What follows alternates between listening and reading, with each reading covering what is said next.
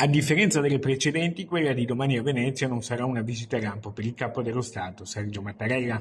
Domani sera il Presidente della Repubblica pernotterà, almeno di ultimi cambiamenti, a Venezia e molto probabilmente alloggerà nell'iconico Hotel Gritti sul Canal Grande, sua abituale residenza veneziana per le visite più lunghe in città.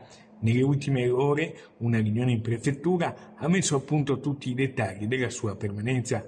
Il Presidente della Repubblica Mattarella è atteso nell'isola di San Giorgio Maggiore, blindatissima e ideale soluzione logistica per la sicurezza. Il suo arrivo alle 12:30 insieme agli altri ospiti più illustri come il re di Spagna Felipe IV e il Presidente della Repubblica Portoghese José Antonio Seguro. Alcune ordinanze del sindaco limiteranno anche il transito pedonale in centro storico, in particolare durante il passaggio delle delegazioni e nei luoghi di permanenza degli invitati. Ad accogliere Mattarella ci saranno il prefetto Darco Pellos, il governatore del Veneto Roberto Stefani e il sindaco di Venezia Simone Venturini con tutte le autorità. Nella sede della Fondazione Cini, Mattarella parteciperà al simposio che verrà aperto da Fabio Giannotti, presidente di Cotec Italia. Nel 2001 è stata creata la Fondazione Cotec Italia, che ha come presidente onorario appunto il Capo dello Stato.